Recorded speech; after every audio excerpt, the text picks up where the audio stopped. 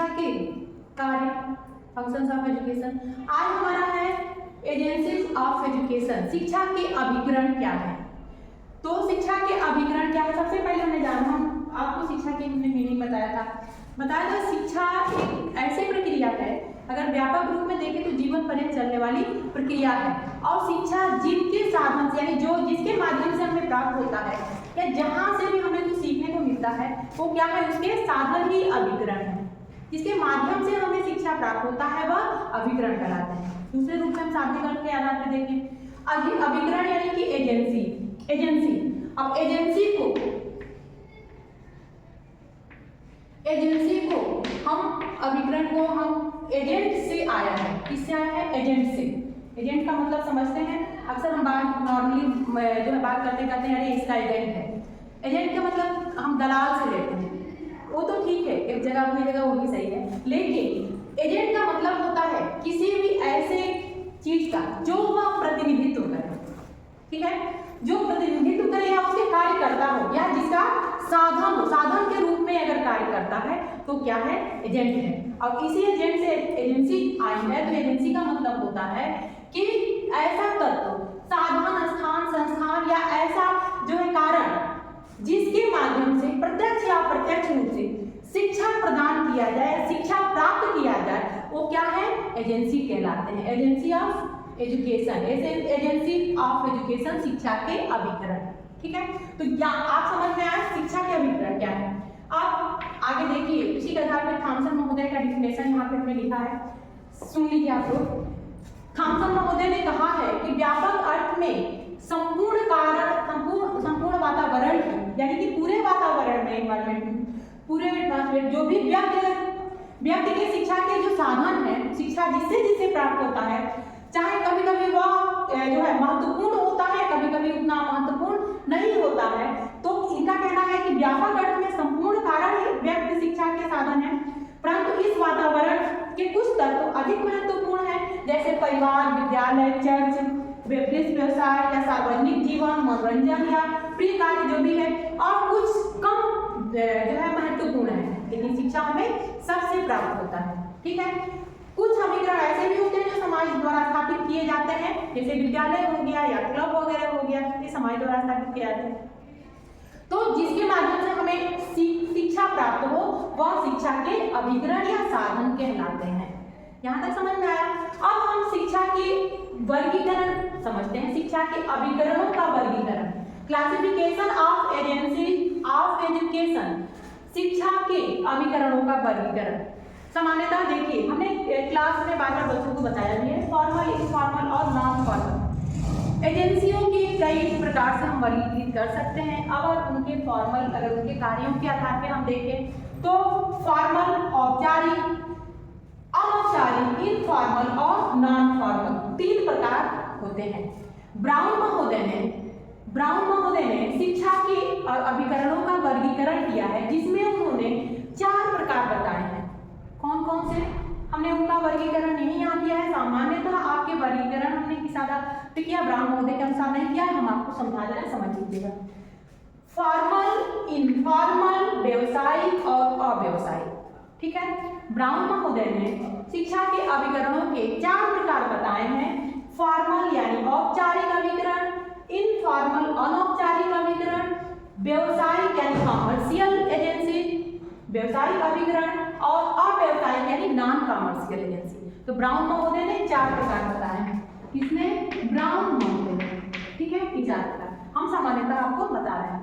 अगर सामान्य रूप से इनके उद्देश्यों के आधार पर या इनके कार्यों के आधार पर हम देखते हैं तो फॉर्मल, इनफॉर्मल और नॉन फॉर्मल होते हैं। फॉर्मल क्या होते हैं, जहाँ पे एक नियम होता है, एक रूल होता है, एक निश्चित समय होता है, उसके आधार पे हमें शिक्षा प्राप्त करना होता है और समाज द्वारा स्थापित किए जाते हैं, ठीक है। जिसके अंतर्गत आपके विद्यालय आते हैं, पुस्तकालय आते हैं, इस तरह के संग्रहालय, ठीक है। मुख्यतः हमारा क्या है, विद्यालय किस लिए है, एक उद्देश्य के तहत स्थापित किया गया है, समाज के द्वारा या राष्ट्र के द्वारा, ठीक है। अब हम फॉर्मल हो गया ये। इनफॉर्मल क्या है, अनौपचारिक, यानी अनौपचारिक रूप से जहां भी हम रहते हैं, परिवार में, वहां भी हम शिक्षा प्राप्त कर रहे हैं, तो परिवार भी शिक्षा की एजेंसी है। समाज में, समुदाय में, राज्य में या जो भी साथी समूह खेल कूद ऐसे जगह है जहाँ पे अनौपचारिक रूप से हम अपना कार्य कर रहे हैं और या उस परिस्थिति में या उस समाज में हम हैं और वहाँ पे कुछ ना कुछ हमें शिक्षा प्राप्त हो रहा है, तो ये क्या है, शिक्षा के अभिग्रहण है। इस तरह से परिवार, समाज, समुदाय, राज्य, खेल समूह, ये सारे अनौपचारिक अभिग्रहण है, शिक्षा के इनफॉर्मल एजेंसी हैं। अगला आता है नॉन फॉर्मल, जैसे निरौपचारिक। अब निरौपचारिक यहाँ पे उद्देश्य हमारा नहीं फिक्स है, हम बस सामान्यतः इस परिस्थिति में रहते हुए बहुत सारे ज्ञान अर्जित कर लेते हैं या कुछ सीखते रहते हैं। लेकिन निरौपचारिक एजेंसियां वह एजेंसी होती हैं जो फॉर्मल एजेंसी के बर्डन को कम करती हैं, इनके भार को कम करती हैं। यहाँ पे हमारा उद्देश्य निश्चित होता है। अब इसके उदाहरण क्या है, जैसे दूरस्थ शिक्षा, डिस्टेंस एजुकेशन, प्राइवेट एजुकेशन, यहाँ पे हमें उद्देश्य निश्चित होता है कि हमें कुछ सीखना है। इन दोनों के गुण मिश्रित होते हैं इसमें जो नॉन फॉर्मल में। क्या उद्देश्य तो हमारे होते हैं, हमारे ज्ञान में वृद्धि होती है, लेकिन इसके लिए निश्चित समय, निश्चित स्थान या कोई आप पे निश्चित जो है कोई इस तरह से बंदिश नहीं होता, इस तरह कि आपके जो है रूल ऐसे कठोर नहीं होते हैं। तो यहाँ पे क्या होता है, लचीलापन होता है इनके अभिग्रहण में कि आप अपने समय, अपने साधन, अपनी क्षमता, अपने अनुसार सीखने के लिए स्वतंत्र होते हैं। ठीक है, ये हो गया निरौपचारिक। यहाँ पे उद्देश्य निश्चित होंगे लेकिन आपके सीखने के लिए उसमें लचीलापन होता है, फॉर्मल की तरह नहीं होता है, आप अपनी सुविधा के अनुसार सीख सकते हैं। ठीक है, यहाँ तक आपके समझ में आया फॉर्मल, इनफॉर्मल और नॉन फॉर्मल। अगला हम आते हैं व्यवसायिक। अभी हम यहाँ पे फॉर्मल, इनफॉर्मल और नॉन फॉर्मल हमने बताया। ब्राउन महोदय ने व्यवसायिक और व्यवसायिक, अव्यवसायिक कहा है, कमर्शियल और नॉन कमर्शियल कहा है, निरौपचारिक उन्होंने नहीं लिया है। फिलहाल हमने जो है उनके फॉर्मल इनके अकॉर्डिंग हमने 3 प्रकार बताए। अब हम व्यवसायिक और अव्यवसायिक अलग से इसको बता रहे हैं, समझ लीजिएगा। व्यवसायिक कमर्शियल वह होता है, कमर्शियल एजेंसी वह होते हैं जो हमें जो है मुख्यतः व्यवसायिक रूप से दिए जाते हैं और जहाँ पे हमें क्या करना है, पैसे खर्च करके उसको खरीदना होता है।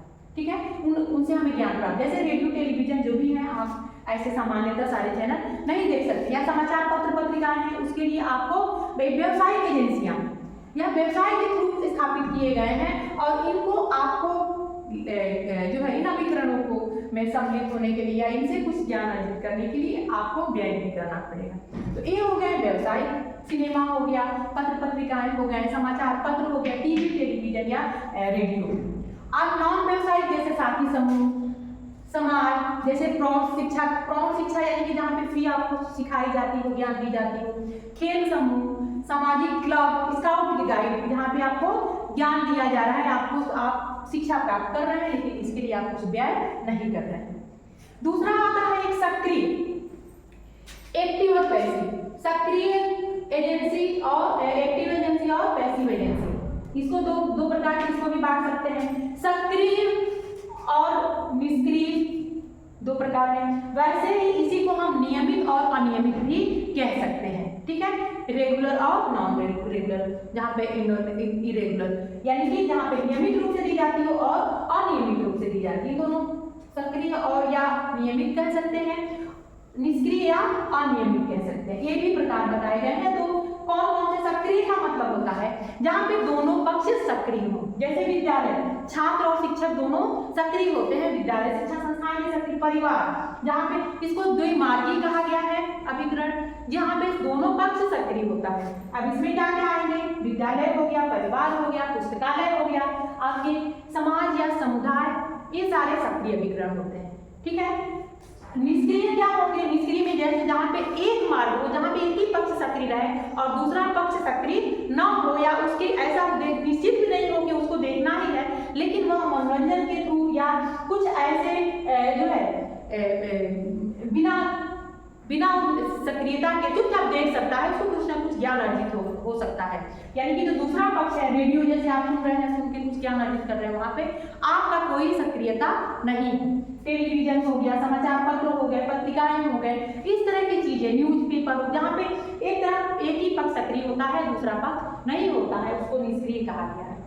इस तरह से जो एजेंसियां हैं सामान्यतः बच्चों, ये classification of agency of education, शिक्षा के जो भी अभिकरण है उन अभिकरणों के एक प्रकार हो गए और इतने प्रकारों में डिवाइड किया गया, वर्गीकृत किया गया, क्लासिफिकेशन इसके बताए गए हैं। ठीक है, यहाँ तक समझ में आया। अब आगे हम विभिन्न जैसे औपचारिक के उसकी क्या गुण है, विशेषताएं हैं, क्या उसके डिमेरिट्स क्या उसके मेरिट्स हैं, ये बताएंगे। इनफॉर्मल के अनौपचारिक के क्या है, कौन कौन सा अनौपचारिक में आता है, कौन कौन सा औपचारिक में आता है, इनके बारे में डिटेल हम आगे आपके अगले नेक्स्ट क्लास में बताएंगे। आज के लिए इतना ही। आई होप आप लोगों को क्लासिफिकेशन ऑफ एजेंसी समझ में आए होंगे। इन सब का जो हमने क्लास लिया, और इसके आगे की कंटिन्यू हम अगले वीडियो में करेंगे, नेक्स्ट वीडियो में। आज के लिए इतना ही। Thank you everyone. आपके जो भी क्लास हैं, जो आप देख रहे हैं, वो देखिए और अपने दोस्तों को भी शेयर कर सकते हैं। मेरा class teach smart with Babita Singh अगर आपको अच्छा लगता है तो प्लीज़ लाइक, शेयर और सब्सक्राइब करिए और अपने दोस्तों में भी शेयर करिए।